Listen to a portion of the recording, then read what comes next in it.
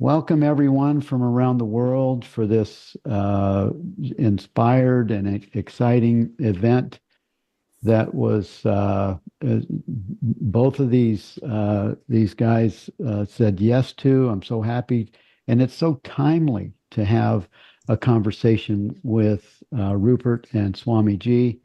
And I want to thank you all for being here for our first session of Awake in Stillness Conference, The End of Dreaming. This is the title and theme that was inspired by a poem by Helen Schuckman in The Gifts of God. And it became the theme that we use to invite our conference teachers and speakers. And we're so happy to have all of you here. And we're excited to introduce our first teachers, presenters, and both authors and well-known leaders in the understanding of Advaita-Vedanta, among many other traditions, and a vast amount of wisdom comes with these two men. So without further ado, I'll introduce our speakers and ask them their first question.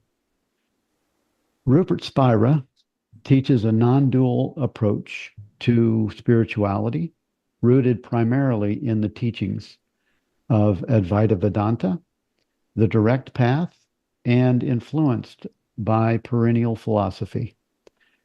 Rupert's approach is also informed by the teaching of Kashmir Shaivism, Sufism, and the teachings of the Christian mystics. His core teaching revolves around the nature of awareness and consciousness, emphasizing that one's true identity is not the body, mind, or personality, but pure infinite awareness. From an early age, Rupert was deeply interested in the nature of reality and the source of lasting peace and happiness.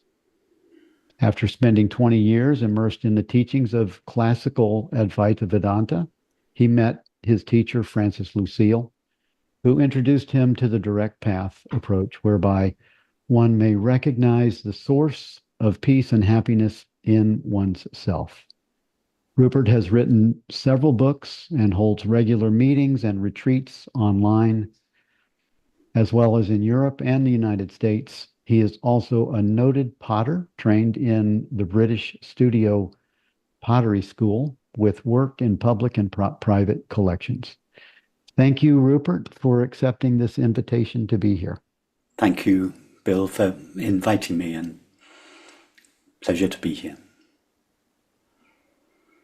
Swami Sarvapriyananda also is known as Swami Ji or Swami.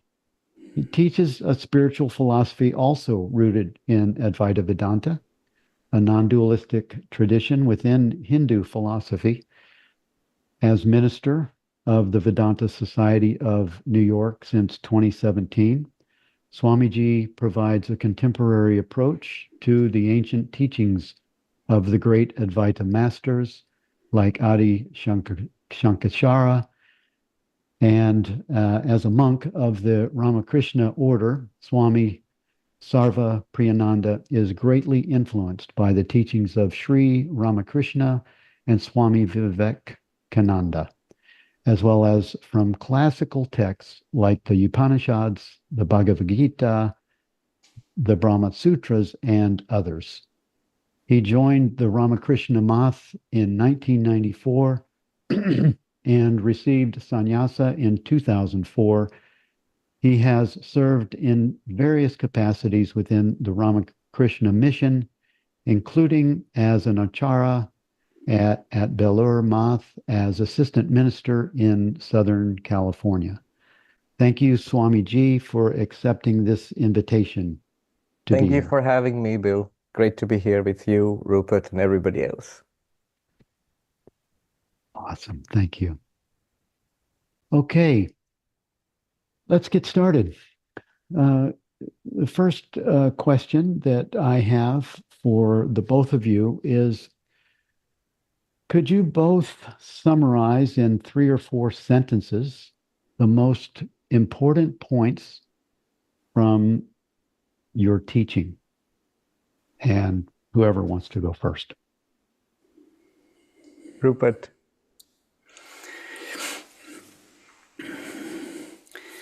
Let me summarize it in 2 ways, Bill. One very practical, one a little more philosophical.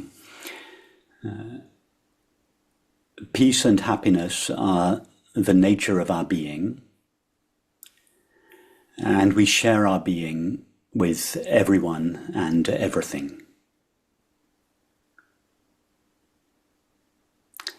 And a second formulation which says exactly the same thing in different terms would be there is a single, infinite and indivisible reality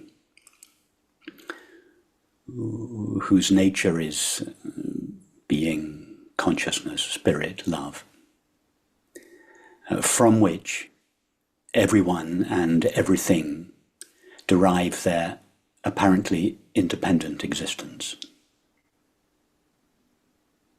So those would be 2 formulations that really say the same thing in slightly different ways of the essence of not only what I speak and write about, but I would suggest what the great spiritual traditions, or all the traditions, essentially say. Thank you. Swami? I'll also present it in 2 ways. One, the classical formulation from Advaita-Vedanta, the Advaita-Vedanta tradition, and the same thing again from Swami Vivekananda. Advaita-Vedanta has the advantage of, you can express it very elegantly and succinctly. So in a formulation attributed to Adi Shankaracharya, the teachings of Advaita Vedanta would be, in Sanskrit, Brahma Satyam, Brahman is real. Jagat Mithya, the world is an appearance. Jiva Brahmeva Napara, the individual sentient being, you or I, anybody, we are that Brahman and nothing else. Or you could make it even shorter. From the Upanishads, there are these sentences which summarize the entire teaching. Very famously, that you are, Tat Tvamasi, from the Chandogya Upanishad, or Aham Brahmasmi, I am Brahman, from the Vedantic Upanishad, and a number of other such statements. You can make it even shorter, just Om. That tells you all of the teaching, but you have to unpack it. And you can make it even shorter. Advaita says the best teaching is in silence, but I promise not to use the best teaching here. I'll speak. Swami Vivekananda's formulation of the same thing was each soul is potentially divine, and the goal of spiritual life is to manifest this divinity already within us. Or he put it in another way. He said, my mission in life is to teach unto humanity their inner divinity and how to manifest it in every movement of life. He summarized Vedanta as saying that our inner reality is divine, our true nature, and we are all one existence. Yeah. Thank you. So, from the perspective of the direct path, how do each of you interpret the so-called process of awakening in stillness and the idea of remembering your dreaming? Do you want to go first, Swamiji? Okay. In Advaita Vedanta, the spiritual journey is a journey from ignorance to knowledge, from not knowing to knowing, or from not realizing to realizing. So you can distinguish this from, say, a journey in space or time. It's not about going from here to some heaven or not waiting from now to something will happen in the future.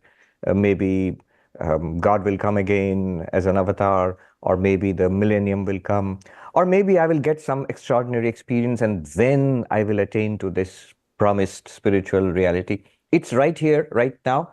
If it's right here that we are Brahman, we are the limitless awareness existence, this one existence, which is the reality of this entire universe, we are already that. Then the question arises, if we are already that, why don't we seem to experience it? Why don't we see, doesn't it seem to be real? It just seems to be words. And the answer would be ignorance. We are not aware of it. We have not been introduced to it. And in spiritual life, in the Vedantic path, we have to move from not knowing, not realizing, not seeing it, to knowing it, realizing it, seeing it, and beyond that, to living it. So it is, the theme is very beautifully put, dreaming. It is awakening from the dream. And awakening from the dream is awakening from ignorance to knowledge. When we use the dream metaphor, one has to be careful, as one has to be with all examples. Examples, metaphors, analogies are very powerful in the spiritual path, but they also require a skillful teacher to see what is being said and what is not being said. So when we wake up from a dream, our usual dreams at night, when we sleep and we dream, we wake up, we go from a dream state to a waking state. The whole state changes. The dream world disappears. The people and the actions and whatever's going on in the dream world, that all just disappears. And you sit up on the bed and say, oh, I was dreaming. Whereas in enlightenment, in the Advaita enlightenment, this world doesn't disappear. One has to be very careful here. This is where language fails, basically. You still see the same thing. You still see the same people. You still have you experience the body, the mind. But as Vivekananda said, it's not that Vedanta dismisses the world. For the first time, we understand what it truly is. So this is the awakening from the dream. It's not going from one state to another state, but you realize what is the truth of all of these states. Whatever is here in the waking is also in the dream, is also in the deep sleep. There is one reality shining forth as various kinds of states. I mean, I love the gold and ornaments metaphor, where ornaments, you can have the same gold, you can make it into a necklace, and then you melt it down, you make it into a bracelet or a ring. Now the name has changed, the form has changed, the use has changed also.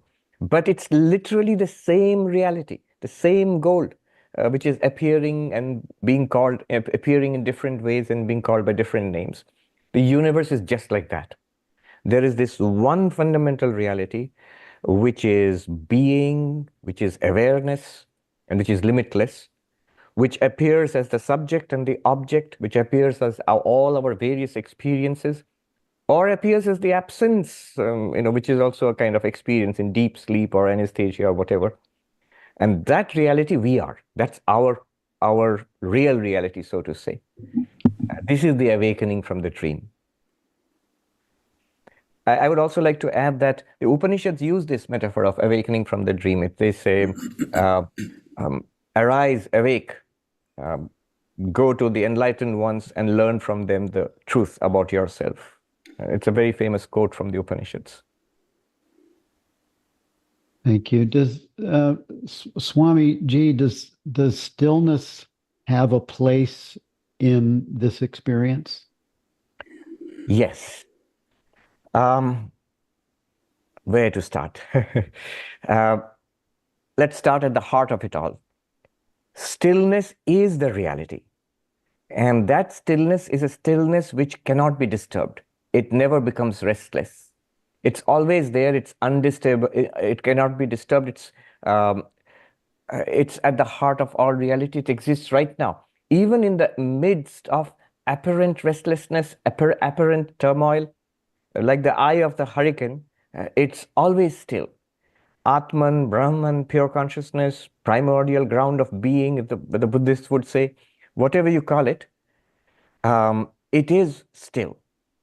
The Upanishads, the Mandukya Upanishad, for example, calls the ultimate reality stillness, Shantam. It's not peaceful, it is peace itself. And it is, in the biblical language, it's the peace that passeth understanding. So it's that stillness is always there. And that's the nature of ultimate reality, and it's our own nature. We are that stillness. And stillness also forms a part of spiritual practice. We need, there it is something to be done or cultivated. And it is very helpful in two ways. The stillness in spiritual practice is helpful in two ways. One is, it helps us towards enlightenment. So still in body.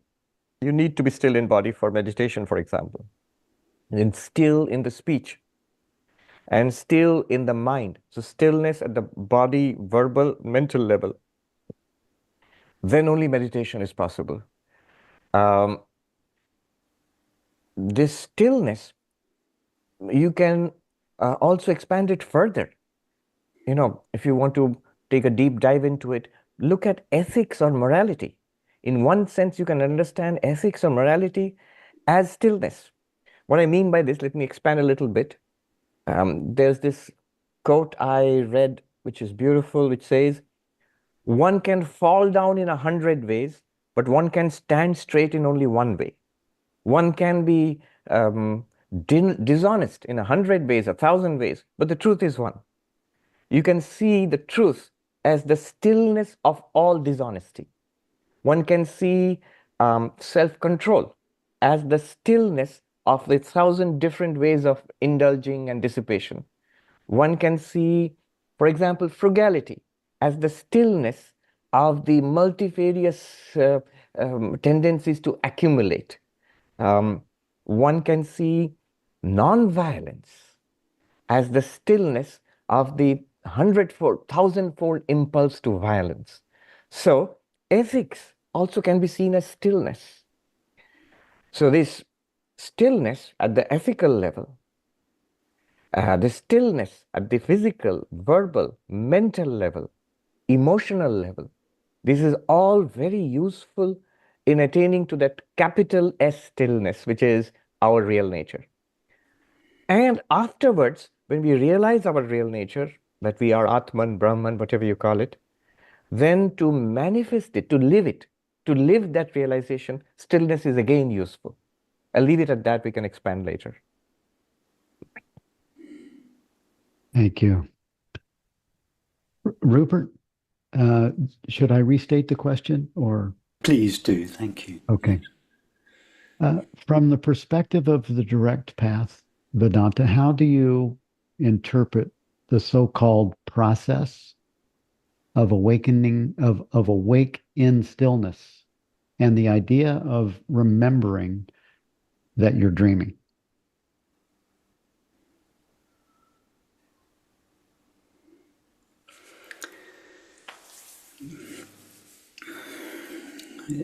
Everything we experience through the finite mind. That is, through the faculties of thinking and perceiving. And the faculties of thinking and perceiving refract the unity of being, reality, and make it appear as many things.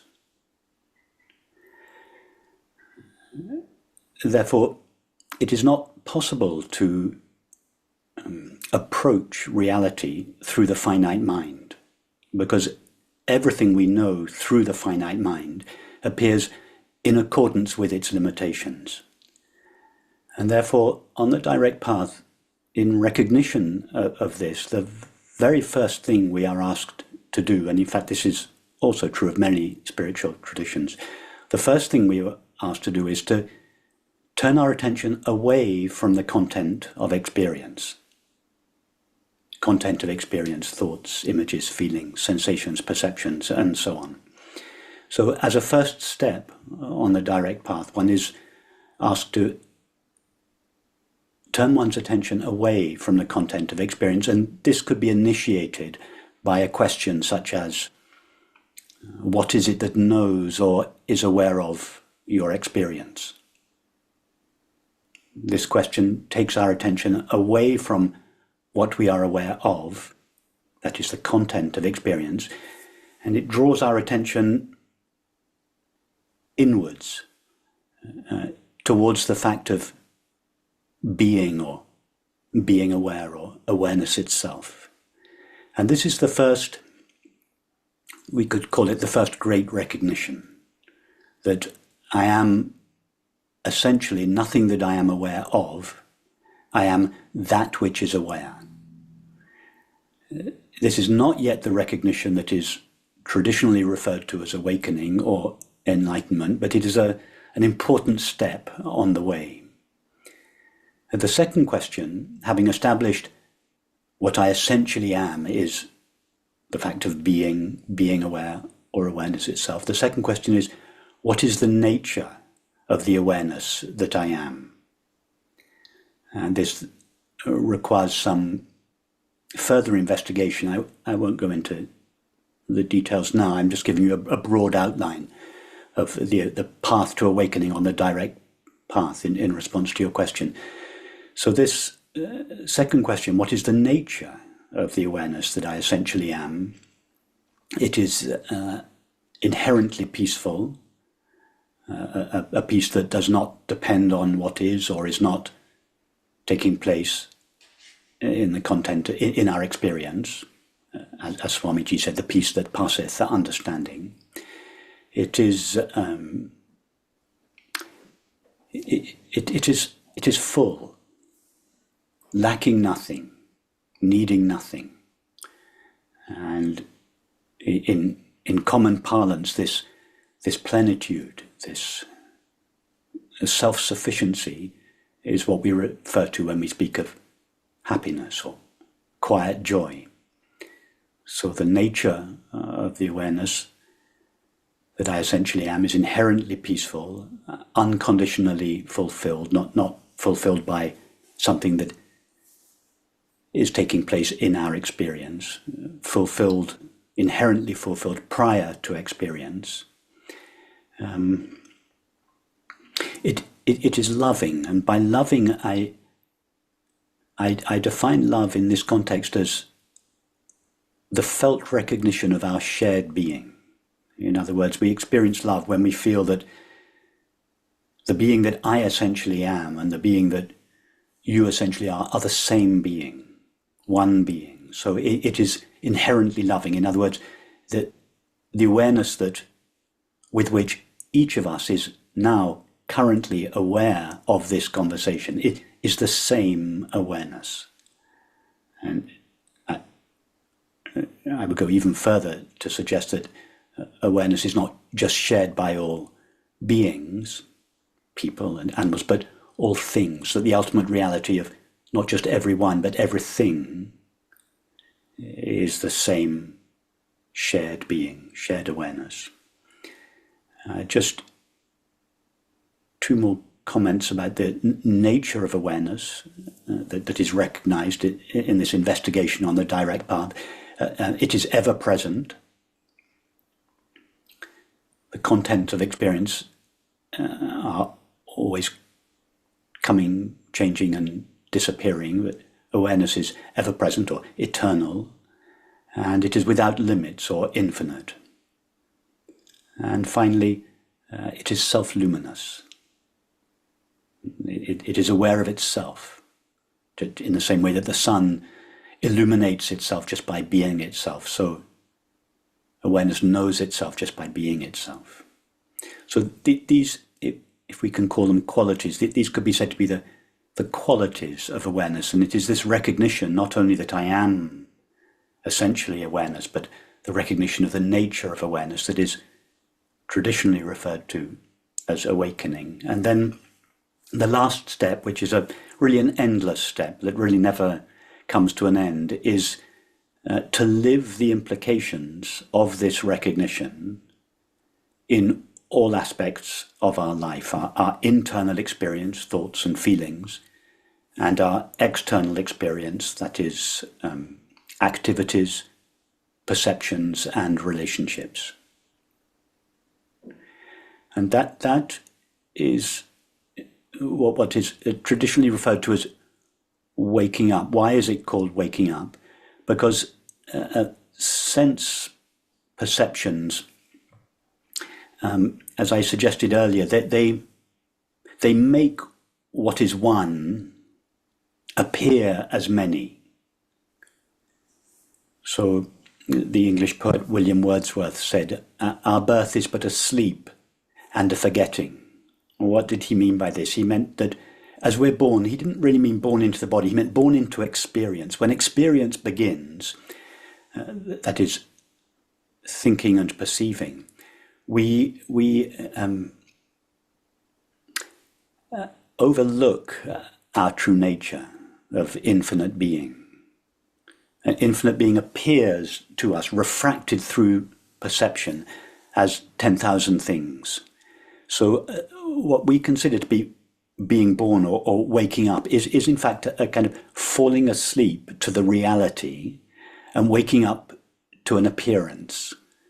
So that is why it is this waking state is referred to traditionally as a waking dream, a dream of sense perception. So the direct path, and indeed all paths in one way or another, are really involve overriding the apparent evidence of sense perception. Sense perception used to tell us the earth was flat. Sense perception used to tell us the sun went round the earth. Sense perception now tells us that reality consists of many things, ultimately made of mind and matter. This is what the senses tell us. So that this great recognition that is referred to as awakening is really the seeing through the apparent evidence of sense perception, the illusion of sense perception, to the one reality that lies behind it and indeed appears as it. Thank you. And Swami, would you have anything you would like to add to anything that Rupert just offered before we move to another question? Oh, where do I start? Just some footnotes on what Rupert said.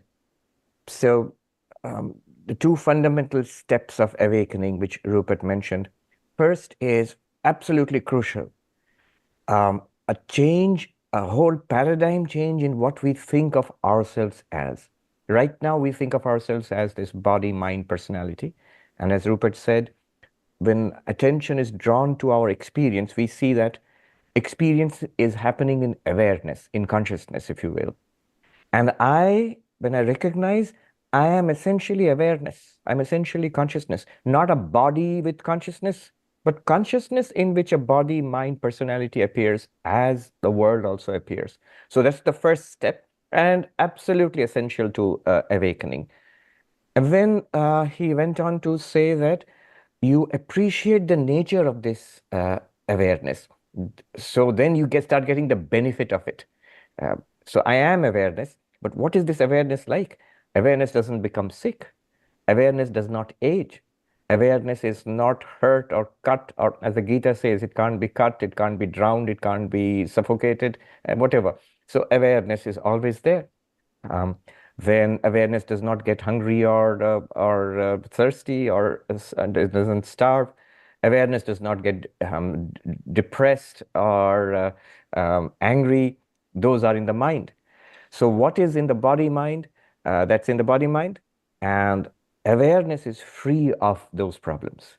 So I, as awareness, am free of those problems. It's a huge load of our minds. It's like not just a dream, it's like a nightmare dissipating suddenly. So appreciating the nature of awareness. One further step, one more step, like an addendum or like a footnote to this. What about the things which we are aware of?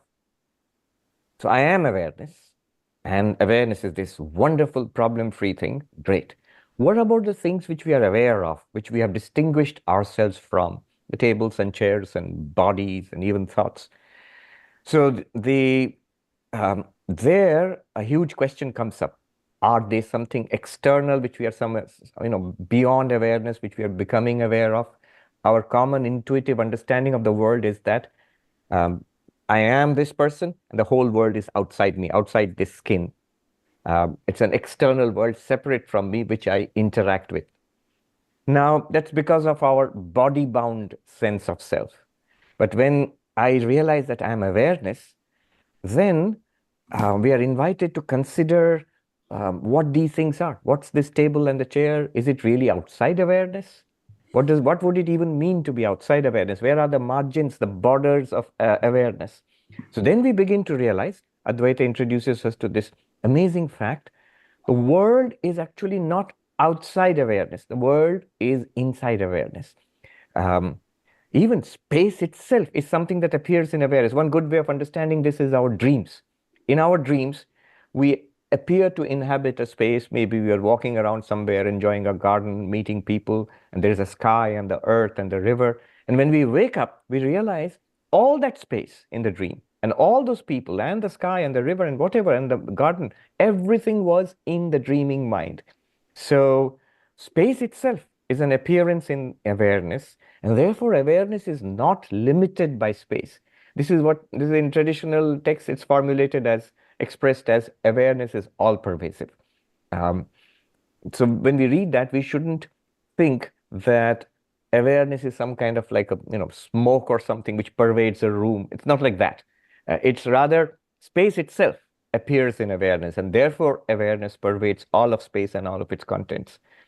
And then time itself is an appearance in awareness. In that sense, awareness is eternal.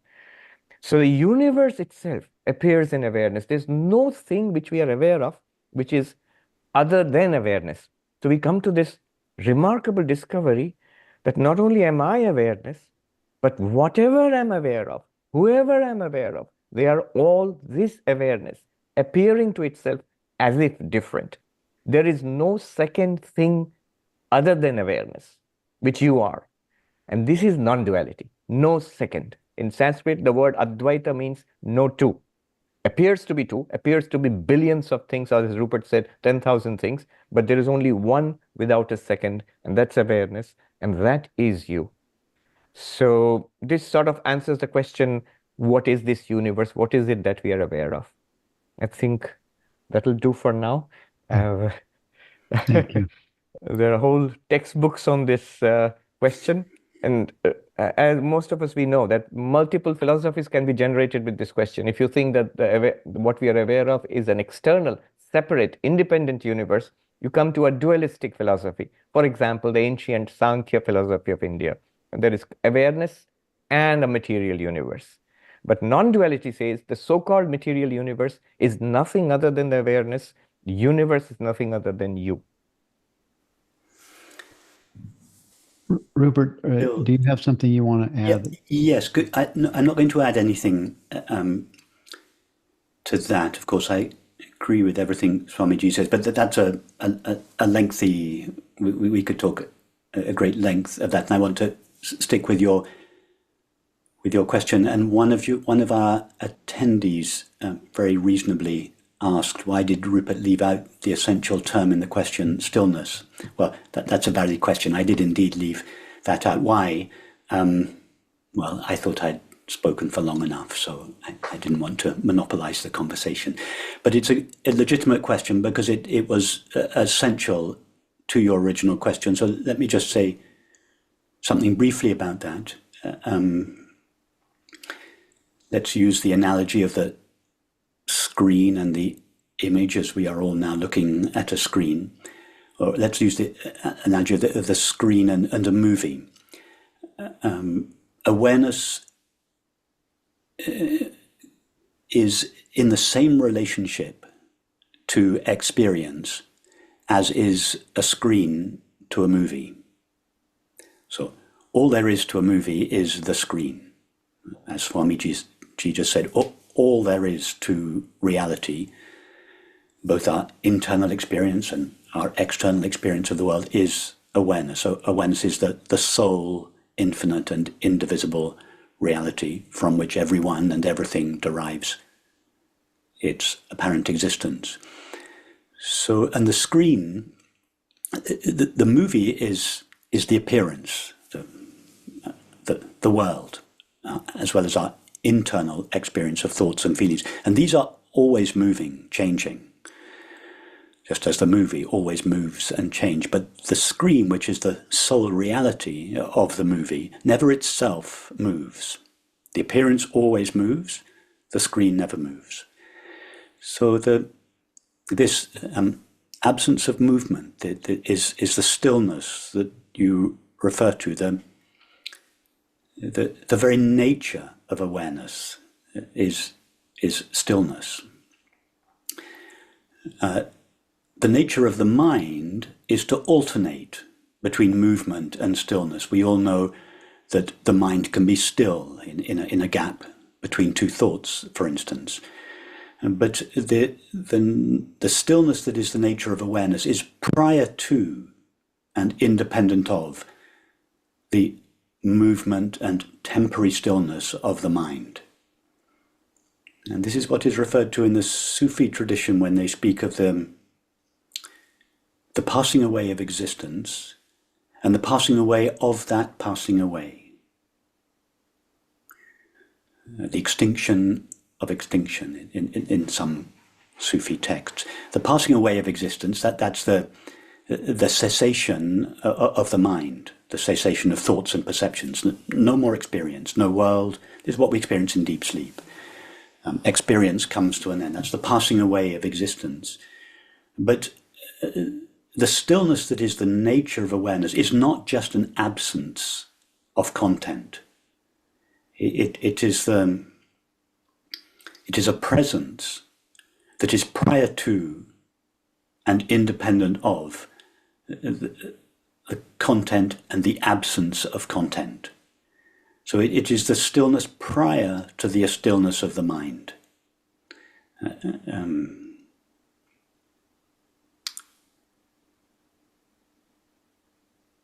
If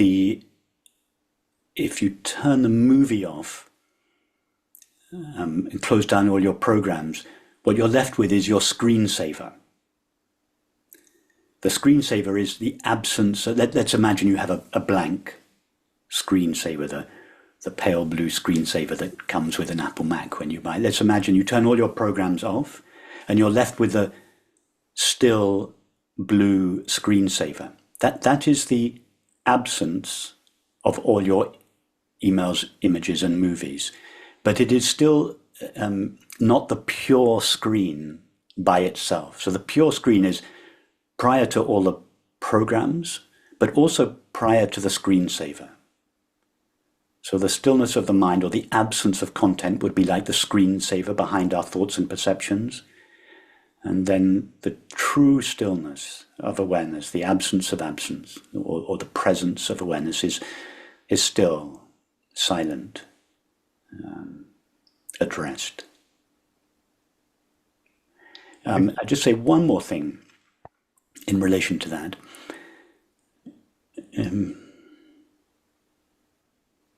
Strictly speaking, it's very difficult to speak about these things because it's not really possible to say anything true about reality. If we wanted to speak the absolute truth, we would just remain silent.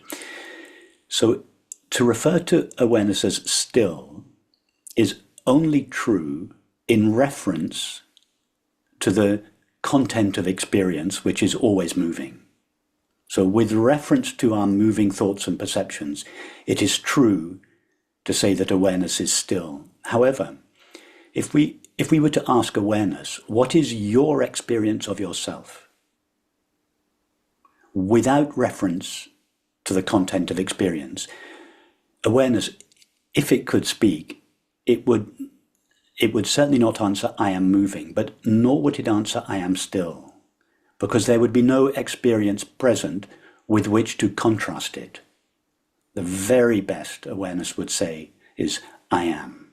And it is for this reason that I am, if the absolute truth can be formulated, I am is the very highest formulation of the absolute truth, because it attempts to describe in words what is awareness's experience of itself, rather than the finite mind's attempt to describe awareness from its point of view.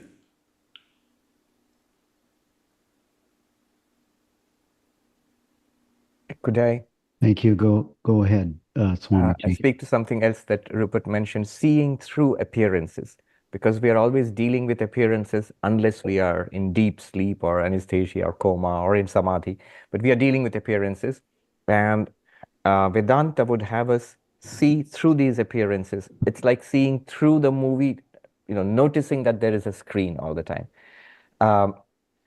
I'm just reminded of a monk in the Himalayas, in the foothills of the Himalayas in Haridwar. Um, he was he was not well educated in modern science or medicine. So the first time he became aware of X-rays. You can take a picture of your bones and skeleton. He was so excited, and he looked at us and said, "Oh, monks, this is how your vision should be. As a non-dualist, as a monk, your vision should be like these X-rays. It should penetrate through the name and the form and the use and penetrate through to being itself, to awareness itself." And but it's a good example, the X-rays. Can I say something? Sure. Thank you. In response, go ahead. Yeah. Swamiji. Yes, the Swamiji is referring to these two steps, seeing through and seeing as. So the first step, if we believe that the world that is presented to us by our sense perceptions is real as it appears to be, then we have to see through that appearance to the reality behind it. If we believe that the landscape we see in a movie is a real landscape, then we have to see through the landscape to the screen, or we turn the movie off in order to see the screen. That's the first step. Then, when we have realized, no, it's a screen that I'm looking at, or when, as Swamiji says, we have, as it were, seen through the appearance of the world to the one reality that lies behind it, then when we, so to speak, turn the movie back on again, when we return to our experience of the world, we no longer see it as an illusion. We no longer see the landscape in the movie as an illusion, because we've seen through the landscape to its reality. Now, when we look at the landscape again, it has lost its veiling power. The landscape in the movie that once seemed to veil the screen now shines as the screen. So at this stage, we don't see through the movie to the screen. We look at the movie again, but all we see is the screen. It's the same with our experience. We first X-ray the world, as it were. We see through the appearance to the one reality. And then we look at the appearance again. And when we come back to it in this way, it has lost its veiling power. The world which once seemed to veil its reality, infinite awareness, now shines as that very reality. And of course, it's what the Sufis say when they mean, wherever you look, there is the face of God, that there is the appearance of the one. Yes, if I may respond to that, add to that actually. Yes. The traditional formulation of Advaita-Vedanta as Brahman is real and the world is false, that sort of puts a seed of a kind of duality in our minds. The teaching that the world is an appearance, it's false, it's an illusion, is actually a methodological step. It's not a statement of a final position. So it's supposed to help us to realize that underlying all of this is one reality which shines forth as all of this, as Rupert just said. I'm reminded of one of the monks of our order asking this question to a very great monk, Swami Turiyananda, a disciple of Sri Ramakrishna. Is the world false? And his answer was, no, why should it be false? There is only truth. It's not that there is a true reality and there is some kind of an appearance separately from it. Once you realize the reality, as Rupert said, there is only that reality, a one without a second. Then you don't have to keep on harping on the world is false and you have to see through it and you have to get to the reality. That reality alone shines forth as these 10,000 things, yes. Thank you. Thank you both. for this clear understanding. And I'm wondering, we have a few questions in the chat that we'll look at in a minute, but I'm wondering if we could experiment with a sadhana in this experience, where one of you or both of you might lead our audience in the experiment or the experience of looking and maybe seeing through an inquiry suggestion. Do you want to start, Swamiji? Okay. I'm happy to. Whichever you go first if you like. Okay. Like a guided look at this. Let me just mention couple of one point about sadhana. All this discussion, it reminds me of the ancient debate between the advaita-vedantins and the yogins. The yogins were the practitioners of Patanjali yoga, and their idea is that you still the mind and the truth will reveal itself. Yoga is defined as stilling the movements of the mind. And if you still the movements of the mind, that's the second sutra in the Yoga Sutras. Yoga is stilling the movement of the mind. And the third sutra says, what happens if you still the movement of the mind? Because if you still the movements of the mind, the truth which lies beyond the mind becomes clear. And the fourth sutra says, if you do not still the mind, then the truth, your real nature, pure consciousness, is always mixed up with the movements of the mind. So this gives the yogic paradigm. The problem is movements of the mind, and the solution is to still the movements of the mind. Then you grasp that you are this never moving, ever still, ever shining consciousness. You are that. In Sanskrit, yoga chitta vritti nirodha. Yoga is stilling the movements of the mind. Tada drashtu swarupe avasthanam. The witness consciousness is then ascertained in its real nature when the mind is still. Vritti sarupya mitaratra, which means otherwise, the witness consciousness, you are mixed up with the movements of the mind. So this is one paradigm. You can see it's essential to still the mind in this paradigm. Otherwise, you don't get to the truth. You don't make that breakthrough. Whereas the Advaitins, they dispute it. They say that the sadhana, the spiritual practice, if there is a spiritual practice, then it's not sitting quietly. It is rather an inquiry into our own experience. That is the non-dual path. We immediately recognize it from the direct path. So there is this old dispute. The Advaitins charge the yogis with just sitting quietly. What's the point of sitting quietly? You have to remove ignorance. You have to generate knowledge, insight. That removes your ignorance about your real nature. The problem is ignorance and the solution is knowledge. And the yogins say the problem is restlessness of the mind and the solution is stilling the mind.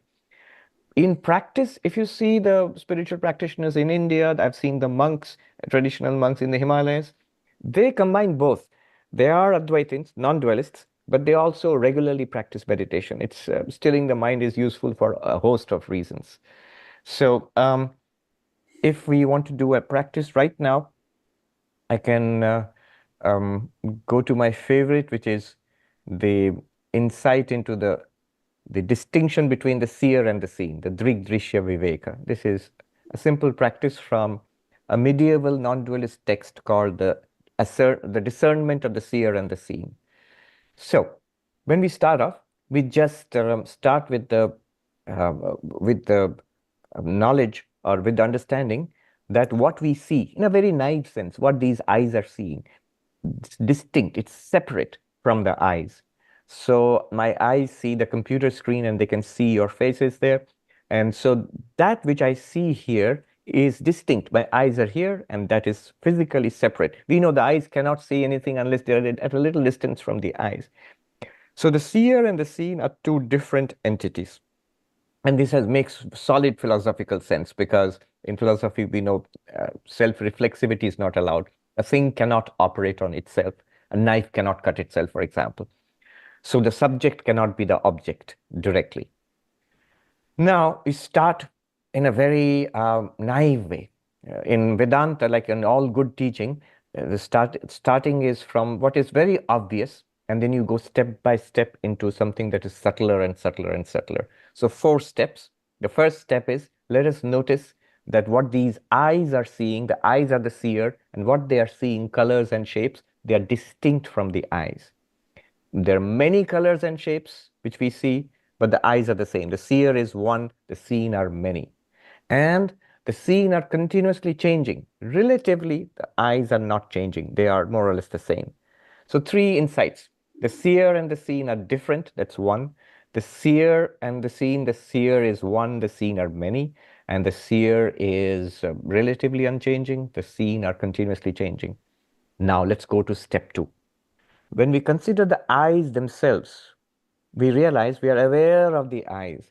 The mind is the seer, and the eyes and the rest of the body is the seen. What about the world? That still remains as the seen. Now, what were earlier the seer, the eyes, they become the seen. We are seen, quote unquote, seen. The mind is aware of the eyes. I'm aware my eyes are open. I'm aware I can't see too well, or I'm aware my eyes are closed. The eyes are the object which is seen, and the mind is the seer. Again, we note the mind is distinct from the eyes. The mind, whatever it is not the eyes. So the seer is different from the seen. And I, the seer, I, the mind, am aware of the eyes. The mind is aware of many, many things. It's still the mind. Seer is one, the seen are many. And the mind relatively unchanging, in the sense mind changes into more mind. The world changes in various ways. So the seer is relatively unchanging and the seen are changing. Now we get into something very interesting. We are aware of the mind itself. We are all aware. When we look inwardly, we are aware of thoughts. We are aware of emotional states. We are aware of memories. We are aware of understanding. We're aware of perceptions. All these thoughts, feelings, emotions, they're all coming into the mind. We are aware of judgments. All this is the mind. And we are aware of the mind. Now, if the seer and the seen are distinct, then I, the one which is aware of the mind, I am distinct from the mind. Just as the eyes are not the colors or shapes they see, similarly, I, the witness of the mind, am not the mind. I am not thoughts, I am not memories, I am not emotional states. In fact, I am not what is called a personality. This is a huge breakthrough, that what I took myself to be so far, unquestioningly, that whole personality, it's mind-based and body-based. It's based on memory and history, and it's all seen. I am the seer of the mind. I am the seer of the personality. That's step 3. And finally, step 4, that witness consciousness, our tendency is to, well, that's interesting. Can I experience that? Can I see that, quote unquote? That seer of the mind cannot be seen. It can never be objectified. You cannot make it an object to itself. It is always the seer, never the seen. So we come to that one that clearly it exists. And clearly that one is aware, or it is awareness. So this existence awareness, I am, and I'm aware of the mind, and through the mind I'm aware of the senses and the body, and through the senses and the body I'm aware of this so-called world. So this, we stay as that. And you notice the next step, of course, would be what Rupert described as the second state, the step of appreciating the nature of the seer of the mind-body world, this witness consciousness, the ultimate seer. And then we realize that it's not born, it does not die, that's the body. It does not get upset or excited, that's the mind. It does not even wake, dream, and sleep, that's the mind. So I am this ever-shining awareness. And this, I would urge us to, see it as a fact, not as a kind of teaching, not as a kind of theory, as Vedanta would say at every step. That's the beauty of Vedanta, At every step, you're just noting a fact. When I say my eyes see the world, it's a fact. It's not theory. It's not particularly esoteric philosophy. It's just a fact. Stick with that. You know what the Americans would say, keep it real. So eyes are the seer, the world is seen. Yes, we say to ourselves, yes. The eyes are seen, the mind is the seer. Yes, I get that. And the mind is seen, I, whatever I am the seer of the mind. Yes. And then I definitely, the seer of the mind, I exist, I shine. And, you know, I'll just leave you with this very two powerful instructions. It's very simple, but powerful instructions which masters give us when we enter into Vedanta. One is what I just called, the Americans call, keep it real. The teacher, the Vedanta teacher, the monk said, when you ask a child, what's a nose? The child will not say the nose is the organ of respiration, organ of smell. The child will say, this is a nose. Be like a child. Whenever a teaching is given to you, seer and the seen, the three states of waking, dreaming, deep sleep, the 5 levels of the human personality, keep it real, like a nose. When you say this body, yeah, this is the body. When you say mind, yes, this is the mind. Keep it real. Then when we're careful about keeping it real, the path to enlightenment, path to the spiritual breakthrough it's very clear. Otherwise, what happens at some point, it becomes theoretical. So keep it real, keep it like the nose. Here is the nose. That's one instruction. The second instruction is, how do you get the benefit from this? One teacher said, a monk, keep things where they belong. Oh, monks, keep things where they belong. Now, keep things where they belong, which means old age, wrinkles and the body slowing down. Where does it belong? Not in awareness. It belongs in the body.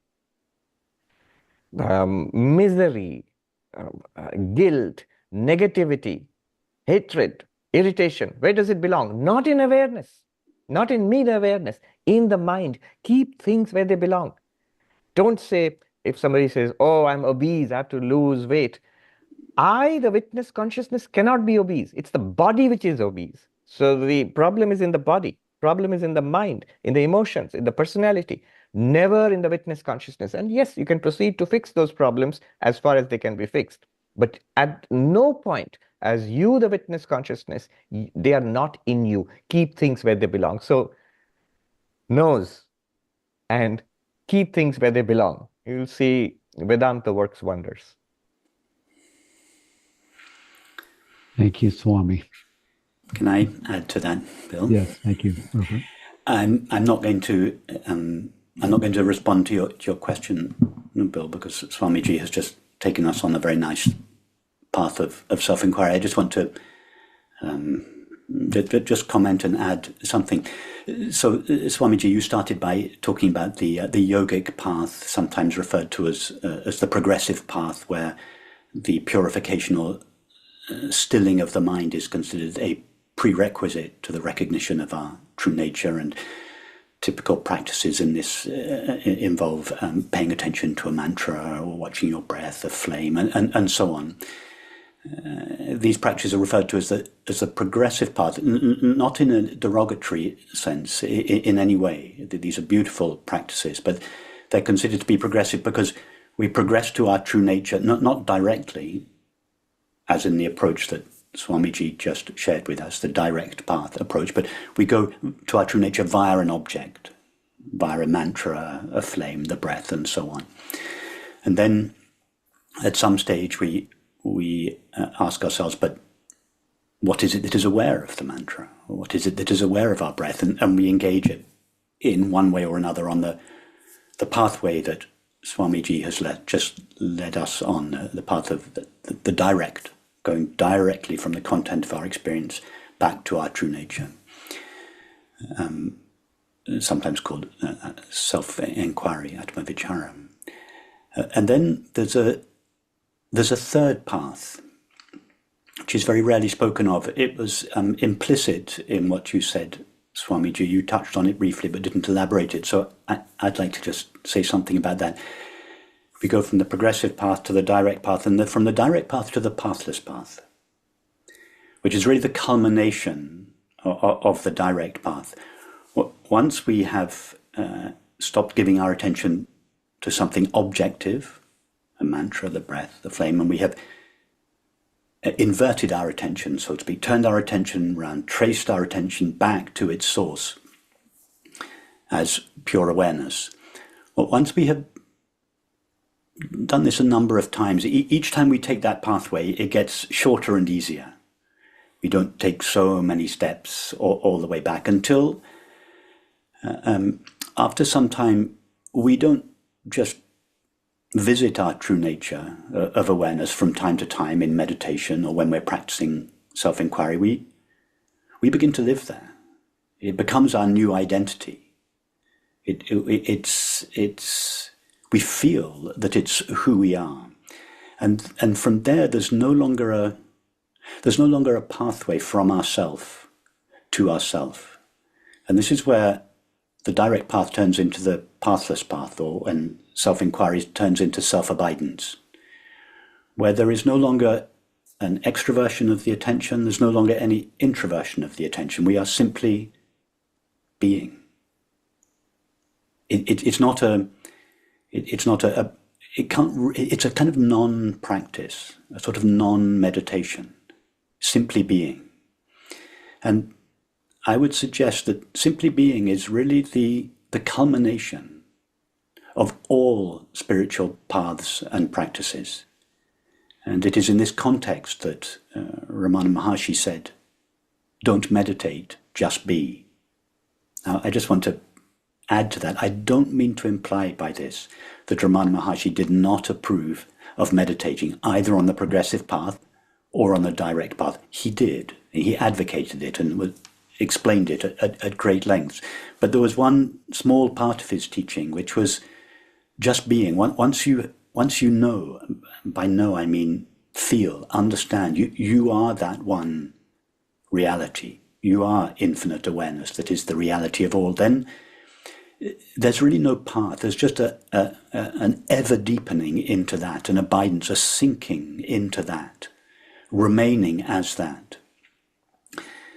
And just one last thing to say about that.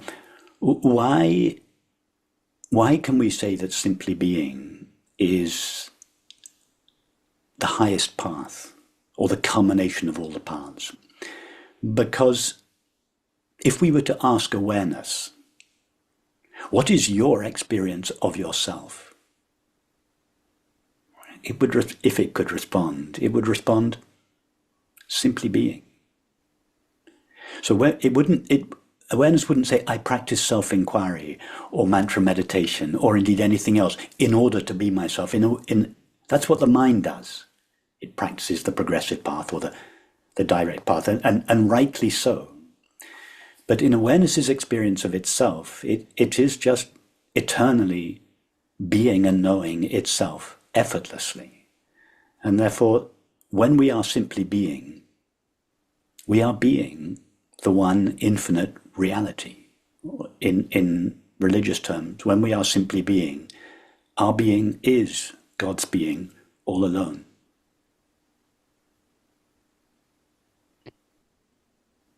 Thank you. Thank you both for all of that. And it stirred up a few questions in the chat. I'd like to grab a couple questions from the chat.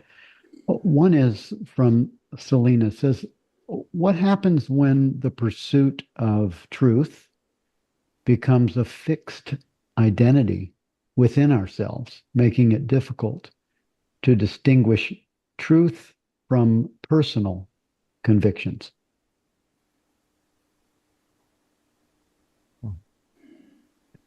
Did you want me to respond to that? Yeah, would you go ahead, Swamiji. Okay, let me see if I've understood that. Let me divide it into two parts. What happens when the pursuit of truth becomes a part of your personal identity? If you say pursuit of truth becomes a part of your personal identity, well and good. As long as we see ourselves as pursuing the truth, seekers of the truth, seeker of enlightenment, a spiritual practitioner, it's good. It saves us from a lot of nonsense. See, long before enlightenment, before you become a Jivan Mukta, free while living, or a Buddha, until that point, the identity that I'm a spiritual seeker, a spiritual practitioner, a seeker of truth, is a great, great protection, and it's always orients us in the right direction. It's good. It's really good for us. But probably that's not what you are asking. How do you, the second part of the questions was, how do we distinguish between our personal convictions and the truth? If that's the question, in Vedanta or in philosophy, in Indian philosophy, for example, the answer is pretty straightforward. Truth depends on pramanas, sources of knowledge, not on personal convictions, feelings, opinions. If my personal convictions, feelings, and opinions are in line with what the sources of knowledge refer to, what reveal to me. For example, the sources of knowledge, these eyes are revealing to me that there's a computer in this room. And my conviction is also that it's yes, there's a computer in this room. It cannot be otherwise. But if my personal feeling is that no, there's an elephant in the room, my eyes are not revealing that. And then I have to correct my opinion that there's an elephant in the room. If for some reason I believe there's an elephant in the room, I realize that there's no elephant, because if there were, my eyes would show that. What I'm saying is sort of not very clearly is that knowledge is produced by sources of knowledge. It could be perceptual knowledge, it could be inferential knowledge. Sometimes it could be wrong, but truth comes from sources of knowledge. However, I'll end with this. It's the Advaitic truth or the Vedantic truth, the non-dual truth, is prior to all of this. Once we begin to inquire into Vedanta, we begin to realize that the awareness, it is to me the awareness that all sources of knowledge operate and deliver their results. I as awareness certify, this is true. This is knowledge. That's an opinion. This is right. That's wrong. This is true. That's false. All of these come after awareness. First is awareness itself. No source of knowledge can either, let alone falsify, or they cannot falsify awareness, and they are not needed to prove awareness. In fact, it's awareness which powers all truth seeking, and even all opinions and all personal identities, whatever it is. Behind all of that is awareness, self-shining, which does not need any certification. I'm still not sure I got to the core of the question. Can I pick up where... Go ahead. Thank you, Rupert. Thank you, Swami. If we want to say something that is absolutely true about ourselves, barring remaining silent, as we saw earlier, the statement "I am" is absolutely true. It's not relative to any finite experience. Everybody, without exception, all 8 billion of us, or all 8 trillion of us, if the animals could speak as well, everyone can say with absolute certainty, "I am." So the expression "I am" doesn't represent a personal opinion. It is not a personal statement. It's a statement simply that expresses the awareness of being. And the awareness of being is the one experience that we have that is not filtered through the finite mind, that is not filtered through thought and perception. In other words, it's absolutely true. It's not relative to the finite mind. If we add anything to the "I am," then it becomes a relative experience, a relative statement. If the statement "I am" represents awareness's experience of itself, then "I am this" or "I am that" would be a finite mind's view of itself. It's what the ego is, a qualification of the "I am." If you add anything to "I am," then that becomes ego, the separate self. So the question, I'm referring to sort of what I think is the essence of the question about kind of becoming a spiritual personality. using one's spiritual practice or even one's spiritual understanding, incorporating one's spiritual understanding in one's ego, using spiritual life to enhance the ego, whereas, of course, its intention is the very opposite.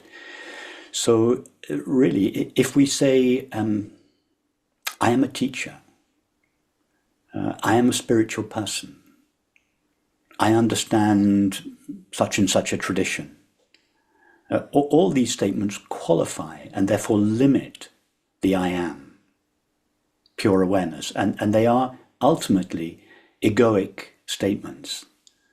They don't pertain to awareness itself. Anything that qualifies the I am limits the I am and is not therefore true, not absolutely true. And I think we may provisionally make such a statement about ourselves. I am a writer, or I am a father, or I am a... It's fine to make these provisional statements in response to our circumstances, but as long as we understand that they're only provisional statements relative to the circumstances in which we find ourselves, but none of them, even the I am a spiritual practitioner, I am a spiritual teacher, I am a student, all of these are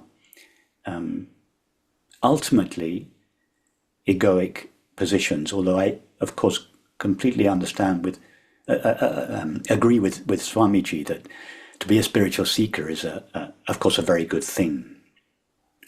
But it's a more refined form of ego than is the conventional egoic position, and sooner or later it has to be abandoned. Even I am a student, I am a teacher, all these identifications have to be abandoned. Nice. Yes, thank you. Thank you both. There's a statement and a question from Fifi. Please, very important, have an answer. When do you stop the searching and all practices? As the practices is to get something or somewhere, it's for achieve something, right? And truth, it's here and now. The realization that I am that here and now, that I'm already enlightened. Is it a decision or it's something that I have to wait to happen? I'll respond very briefly to that first, and then Swamiji can elaborate. When does the need to stop, I think the essence of the question, when does the need to stop practicing occur? When that question no longer arises. But as long as that question arises, then the question implies that you are projecting enlightenment into the future. In other words, you do not yet feel that you are this one infinite, indivisible whole or reality, in which case the search is very important. Keep searching, keep seeking, keep inquiring. But when that question is brought to an end through understanding, then there's no answer to that question. It simply ceases to arise.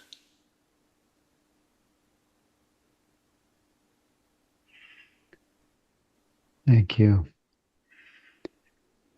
So I'm going to ask both of you a question. How does life change after realization?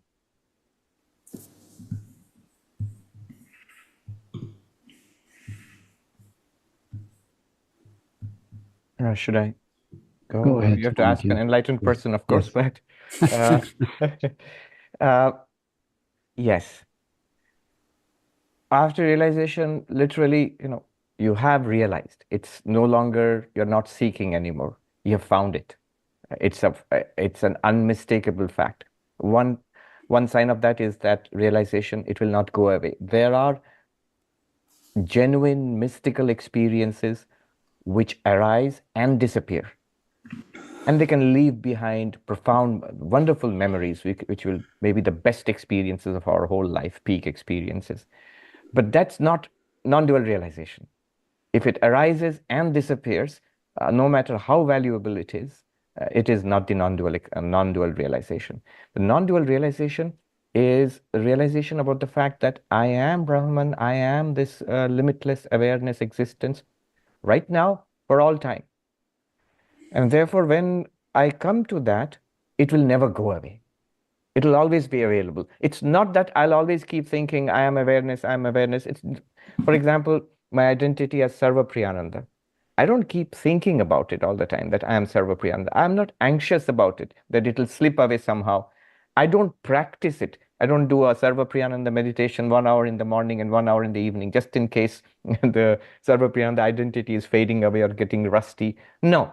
I'm so confident about it. Although it's a name, it's a monastic name which was given to me just a few decades ago. So I'm so confident about that. And then just imagine our real nature, eternally so, that you are limitless being, limitless awareness. Once that becomes clear, it never goes away. You don't need any practice to maintain it. However, what will happen is, the practices which were going on earlier as part of seeking enlightenment, now it could be that those practices continue in order to stabilize and deepen that enlightenment. Still, some doubts may remain in the mind. For example, yes, I have found it, but my life, the lived life, does not match my realization. So I need to be centered in that. I need to express it, manifest it. Vivekananda's terms, manifesting the divinity within. So the practices continue. After some time, even those practices are not necessary. You are so comfortable in your skin as you are manifesting it effortlessly. So yes, that would be my answer. Can I just add something briefly to that? Yeah, thank you. How does life change after this recognition? The first thing to say, I just want to be really sure that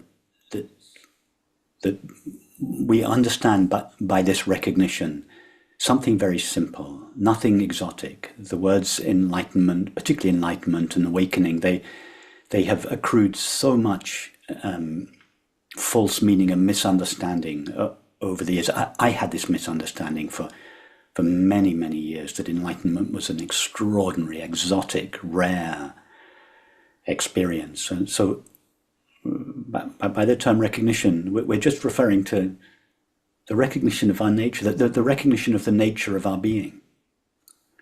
There's nothing exotic about it. It's simple, just who we are at the deepest level.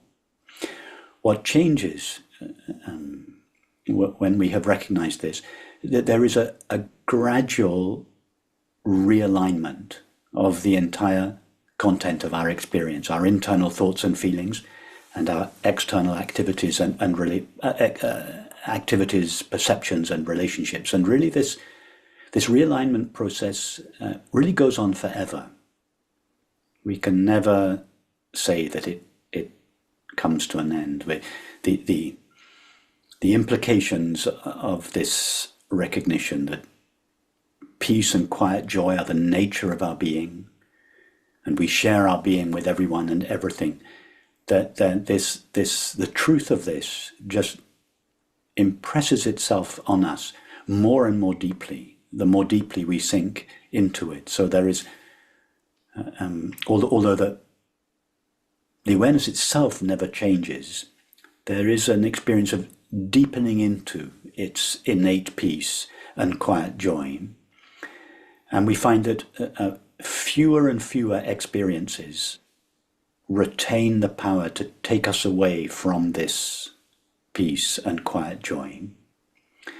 And likewise, our relationships become more loving.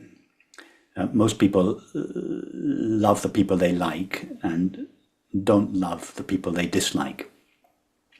But love has nothing to do with who we like and who we dislike. Liking and disliking is a natural quality of the mind. But it has nothing to do with love, which is the nature of awareness. We share our being with everybody. And this is a good time to be thinking of certain people that we may not like. That's natural. But anyone on this path is called to love everybody unconditionally.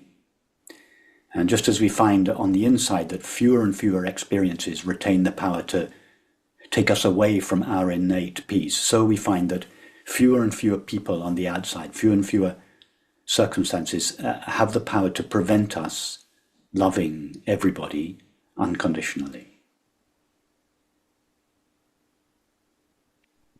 Could I just add to that? Yeah, thank you, Swamiji. Go ahead.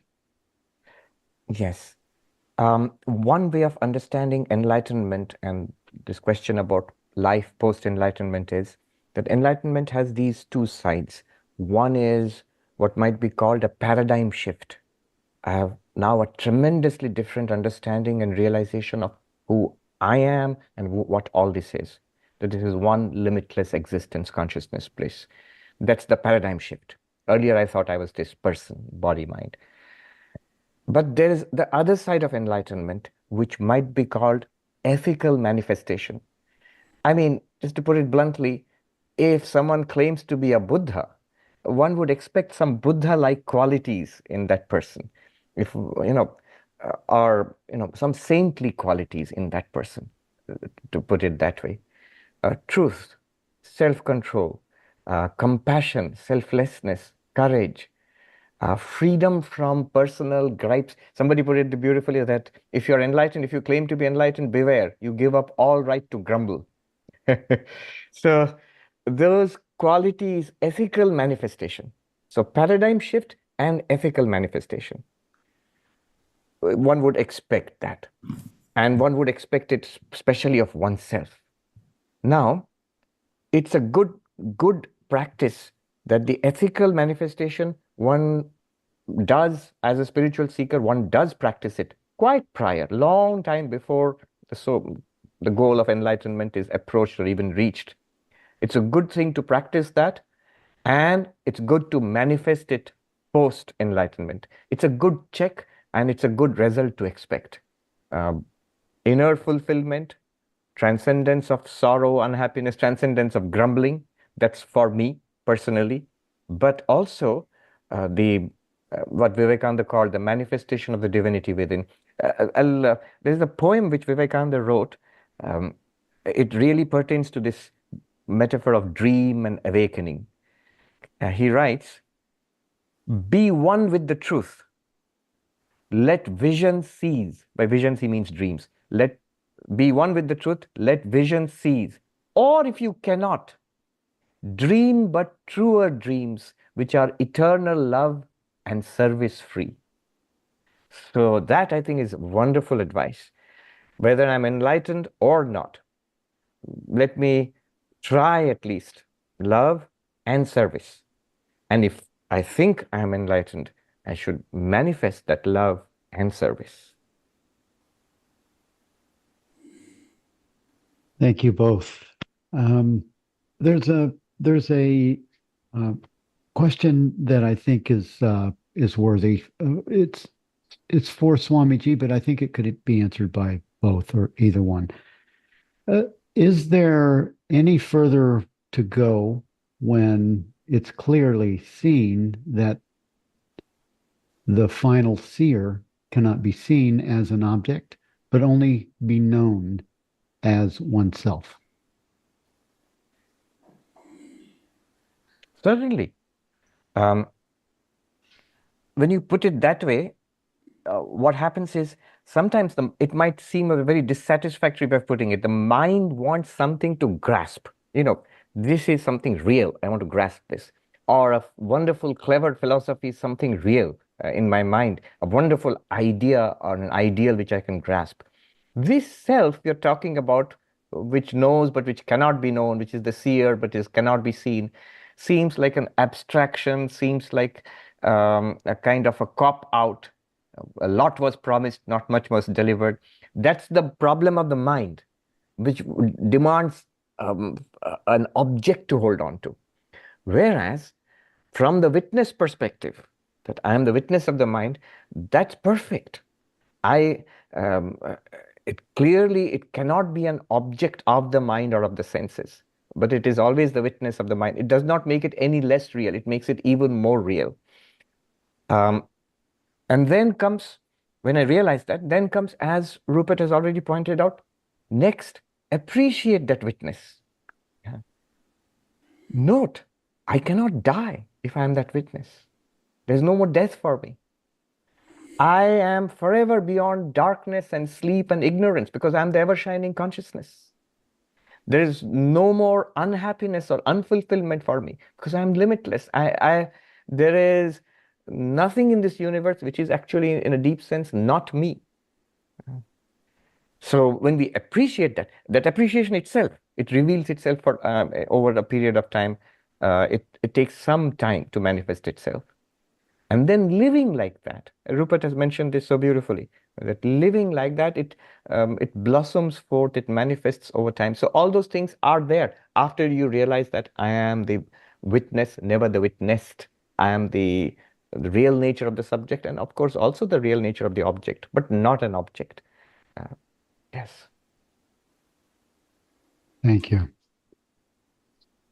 So I have another a question for both of you. Can we choose how we behave, or is everything that happens an act of God or universal consciousness? Shall I respond? Bill, I would suggest both.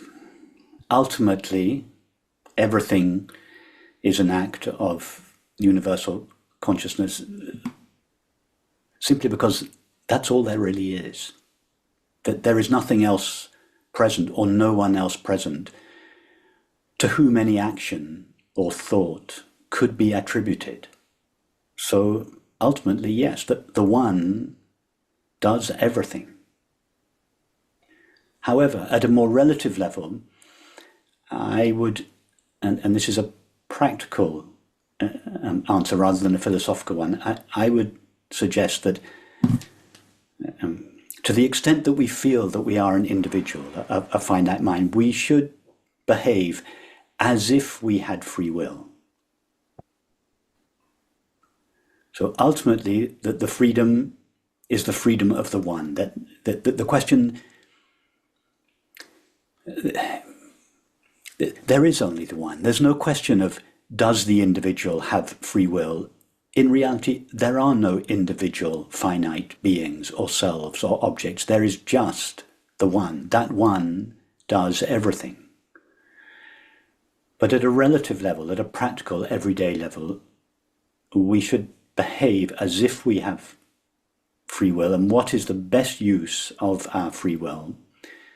One, to explore who we truly are, and two, to express, having recognized who we truly are, to express the implications of that recognition in our everyday life.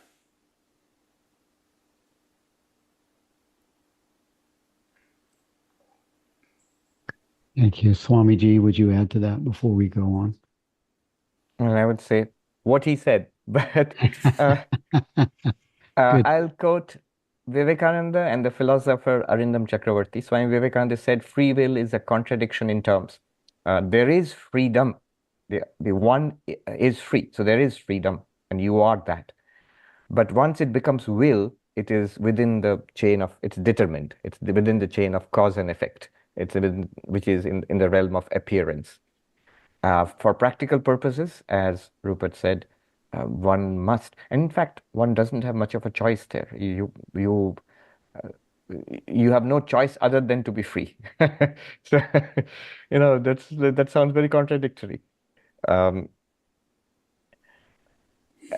the philosopher Arindam Chakravarti, in a beautiful article called "Why Pray to a God Who Can Hear the Anklets on an Ant's Feet?" Now, this is a quote from Sri Ramakrishna. He says, God hears everything.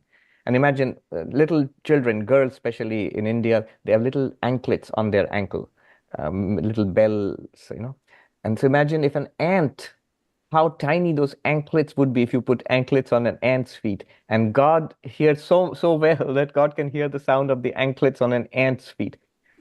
But then the philosopher Arindam Chakravarti asks, why pray to such a God who can hear everything, who knows everything? And then he goes into an investigation of the question of free will. So he says there are 3 stages. One is stage 1, it seems obvious we are free. Stage 2, upon inquiry, philosophical inquiry, nowadays neuroscientific inquiry, and theological inquiry, we begin to see that we are not free. We cannot be. Free will is contradictory in this world, but there is causality. And then the third, so what? Ultimately, what do we do? What does it mean for all of us? The third stage is that we have this apparent free will. We cannot get over the freedom of the sense of having free will. And yet we begin to understand there cannot be ultimately any free will. So live in that knowledge, that liminal space of, it would practically mean being a spiritual seeker and continuously surrendering our so-called sense of free will. So 3 stages. Stage 1, we feel we have free will. Stage 2, there cannot be any free will upon investigation. Stage 3, use this sense of free will to continuously acknowledge the one, the ultimate reality, where there is no free will at all. That is basically be a spiritual seeker practitioner. Thank you.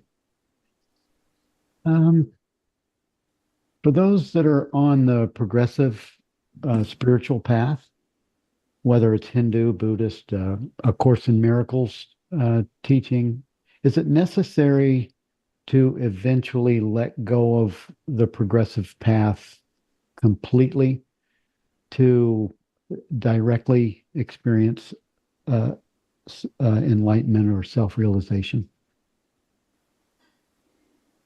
Should I go first? Yeah. Go ahead. Thank you. I don't think it's necessary to let go of the practices, but one comes to an understanding that the practices themselves do not reveal our real nature, which is always self-revealed and ever shining. What the practices can do is remove the obstacles to realization. So in Vedanta, the practices ultimately lead to knowledge, self-knowledge, which removes the ignorance about ourself. And ourself is always shining forth. It does not make you into infinite consciousness, limitless being. We already are that. It's more like the sun is ever shining. A patch of dark cloud comes and appears to cover the sun, blocks our view. A gust of wind comes and blows away that patch of cloud. The sun is ever shining. Similarly, ignorance is like this dark cloud which seems to obscure our real nature, which is always shining.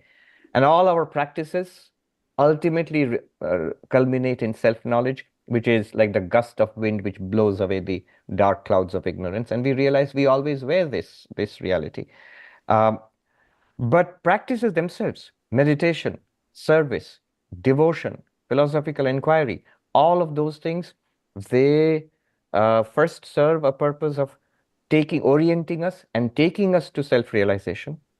Afterwards, many of those practices are retained as a way of manifesting that self-realization. So an enlightened being could very well meditate.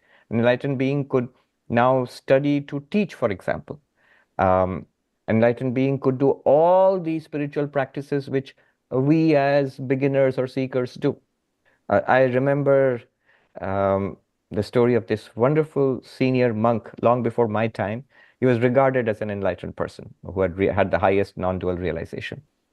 And a novice monk one day saw him getting flowers from the garden for the shrine. It's something that the beginners, novices, we do. We clean the shrine, decorate it, and get gardens and get flowers and put incense and stuff like that. And to see this senior most among the monks and who is so highly regarded by everybody doing exactly what the novice is doing. So this novice, out of curiosity, goes and says, Swami, even now you are picking flowers in the garden for the shrine. You are a master of Vedanta. And the Swami, it seems, turned around to him with the sweetest of smiles and says, "Then would you please tell me what I should do?" That just shows that from that person's perspective, when you realize what you truly are, every action shines in the light of that awareness. There is no action which is, more advanced spiritual practice and initial or beginner. It's all very beautiful, all blazing with the light of that same realization. Can I just add something? Yes, please do. Really, Bill, I just want to share my own experience in relation to this question about whether one should continue on a progressive path if one's on that path, for instance, practicing mantra meditation. I was on a progressive path, indeed practicing mantra meditation for 25 years, and I loved it. I was studying the classical Advaita tradition, practicing mantra meditation. It was a devotional path, really, and I loved it. I love it to this day. Still, sometimes now the mantra just comes up into my mind spontaneously because I repeated it for so long, and it always, whenever it does, it comes with it feels like a little blessing, and I just allow it to repeat itself a few times. But then there came a time after 25, 24 years or so that I was beginning to feel that I had gone as far as I could go on that path. That's not a limitation of the path. It was a beautiful path, a complete path. But I had come to an end, and I really spontaneously, my life circumstances changed, and I embarked on the direct path, not in opposition to or instead of the progressive path, but just in my case, as a natural evolution of it. I never had the feeling that I was stopping one path and starting another. The question just started spontaneously arising in me, but what is it that is aware of the sound of the mantra? And with that question, my attention was drawn away from the mantra, and my attention just began to sink inwards to its source, pure awareness. And that was really my practice for the next 15 years. And then after a while, that practice, I noticed it began to peter out, not because I decided, okay, now it's time to stop doing this and start doing something else. I just found that being aware was just my natural condition. There was no need either to investigate, there was no need either to give my attention to a mantra, nor was it necessary to investigate. I just found myself abiding in being, but both in periods of formal meditation and out and about in my everyday life. But again, I didn't make a decision, okay, now it's time to stop the direct path and enter the pathless path. It was just in my case, a natural and inevitable extension of my previous practice. And I imagine that I'll spend the rest of my life on the pathless path, but who knows? I'm open to what may happen in the future. So, just to respond specifically to the question, if one is on a progressive path and one is happy on that path and it's effective, you're getting what you want from it, I would never dissuade someone from continuing on that path, or to feel that path is, for instance, inferior or lesser than any other path. So whatever path seems to you the easiest, most enjoyable, the most natural, that's the path you should be on. Thank you. Very helpful answers, both of them. And I've purposely waited to the end for this next question because I didn't want to get caught in this, in the idea of it. For an aspirant that's feeling, or a seeker, many around the world that are here and elsewhere are feeling anxious or fearful about the potential impact of the U.S. election on democracy and what practices and what's happening actually around the world with Israel and Ukraine, Russia. And just if you could answer for everyone, what practices or perspectives from Advaita or the non-dual teachings would you suggest to help to manage the emotions and stay grounded in our well-being? I'd like to have both of you answer that, please. Should I go first? Sure, go ahead. Yes, I know this is the question. I'm here in New York right now, in the midst of all of that. But unfortunately, I don't have a very satisfactory answer. You see, I'm from India, and I begin to see that gives you naturally a perspective which may not be a very helpful perspective, but a kind of almost a view from eternity. Let me back up a little and, share with you my experience of India and the West, especially America, especially New York. What I've seen in America and in New York is a kind of presentism, is living here right now. Whatever is happening right now in the news cycle on social media, that's reality.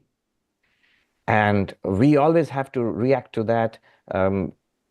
Philosophies and spiritual teachings, no matter how ancient, have to say something about what's on Twitter or X right now. And from my perspective, the answer is why? Why do we have to respond to that? In India, there's a saying, Vivekananda quoted it, 1,000 years of city, 1,000 years of forest. Not that things cannot get bad. They can get pretty bad, but they can also get better. And 1,000 years of city, 1,000 years of forest, that's the kind of perspective that Vedanta takes on this, a kind of eternal perspective. If it's true that you are Brahman, pure consciousness, you have seen the rising and falling of universes, not just cities or nation states or worlds. You're perfectly all right. Yes, things can get tough for a while, things can get better. Now, it's not that this is a good attitude. In India, I've seen the problem is, now I understand from this perspective, which I've got from the West, from America, is this unwillingness to respond to real problems from the religious perspective, from the spiritual perspective, because it's a very eternalist perspective. And therefore, what's happening right now is a minor passing phase, not to be really bothered about.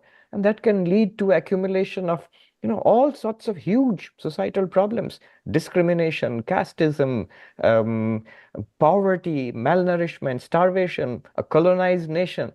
And you are sitting in your eternal high throne. So that can be a very serious problem of not being willing to respond to actual serious concerns in society. And this can be another problem, which I see right here in Manhattan, of being a live wire, of trying to respond and set everything right, or develop a new spiritual perspective or philosophy for the latest political, social, or entertainment trend on social media. That's it. Rupert. Our world culture is founded on, our current world culture is founded on a paradigm of separation. And we see this being played out in extreme ways in various parts of the world now.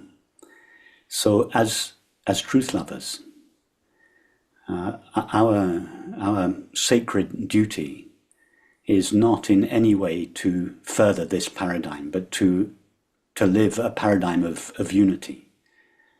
And this means seeing everybody. And that means everybody, not just the people we like, and not just the people we agree with, but seeing everybody as our very own self, the one infinite being whose nature is peace and love. Now, if we cannot do that, as so-called spiritual practitioners, we cannot expect anybody else to do that. So it is for us, each of us, in this particular moment, to ensure that whether we disagree with people's policies, and of course it is appropriate to disagree with policies, to debate ideas and so on, but underneath all that, the most important thing is to feel, not just understand, but to feel that we love everybody, that we share our being with everybody. If we cannot do that as so-called spiritual practitioners, we cannot expect our world leaders to come anywhere near that possibility. And as a practical exercise to do this, I recommend, and this is something I do myself, that you take in your mind an image of someone you're very close to, a companion, a child, a dear friend, and you hold their image up in your mind, and you feel the depth of love you share. In other words, you feel that their being is your being, the one infinite being. That's easy to do. We already love them. And then to bring up a second image in your mind alongside the image of your companion, the image of a stranger, someone you don't know, someone you meet at the supermarket checkout, or the cab driver that gives you a lift, or someone you meet on the street. You hold an image of a stranger in your mind, and you look at them, you look at this image, and you go back and forth between the image of your companion and the image of this stranger until you don't just understand, but you feel that you love the stranger with the same depth of love that you love your companion. And then you take a third image, the image of someone that you actively dislike. Take someone, could be someone in real life that you dislike, that you have a conflict with, or take someone from the news, an international politician, someone that you really, really dislike, and you look at their image, and you go back and forth between their image and the other two images until you not only understand that you share your being with them, but you feel it. Until you can honestly say that you can look at these three people and feel the same depth of love. This doesn't mean that you have to agree with them all. That's agreeing and disagreeing is about the mind. Love has nothing to do with the mind. It is just this recognition that below the mind, behind the mind, we share our being. And I would suggest that this is an extremely powerful practice in the Tibetan tradition. Advanced practitioners are given extremely demanding, unpleasant practices such as eating rotting fish. The purpose of this is for you to face the experience that you find the most distasteful and find inner peace in the face of the intensity of that experience. Well, for some of us, holding up a character of someone, maybe from the news, that we dislike intensely, is even more, and loving them unconditionally, that is even more demanding, more difficult than eating rotting fish. It is a kind of contemporary version of the same practice. It's tremendously powerful. And I would suggest in the long term, it is this this recognition of our shared being must be humanity's only hope. That a society that is founded on any other understanding other than the understanding that we share our being is a society, a civilization that is not sustainable, that cannot prevail. And I feel that it is incumbent on all of us, it is our sacred duty, at this time perhaps more than ever, to stand as this impersonal, impartial love, towards everyone. And I think that's enough. And I'll leave it there. Thank you. Thank you, Rupert, for that practice. Very useful and practical. And Swamiji, do you have anything to add to that, or we have a final question and about 5 minutes left? Yes, I think it's a beautiful way to end with what Rupert said. This is really the manifestation of the divinity within us, this recognition of the oneness of all existence, and as love for all beings. Swami Vivekananda said that the test of truth is oneness. That which unites is more likely to be true than that which divides. Another test of truth is strength. He said, reject whatever weakens you physically, emotionally, intellectually, morally, spiritually. Reject it as poison. And strength is the test of truth. Truth gives you strength. And another test of truth, he said, that which makes us selfless is likely to be true. That which makes us more selfish is more likely to be untrue. Wow. This has been a phenomenal session with the two of you, and thank you for sharing your clarity and your wisdom with all of us. And it's amazing. And just want to say that you two are just really have been such a support for everything that we do here at Pure Presence Conferences and the Center for Awakening. Both Rupert and Swamiji, thank you both for being part of Awakening Mind Films. We're going to be interviewing Swamiji on Monday. Looking forward to that. And Rupert, Spira, you're just a great support for everything we do. We really appreciate it. And for our audience, we have another session in 30 minutes at 12 Eastern with Dan Schmidt. It's a 5-hour session. So get something to eat and refresh yourself, go to the bathroom, whatever. Thank you both for being here and everyone for being part of this conference. And we'll see you soon. See you, Swamiji, on Monday. We'll see you, the audience, in 30 minutes. Rupert, I'll see you when I see you. Love you all.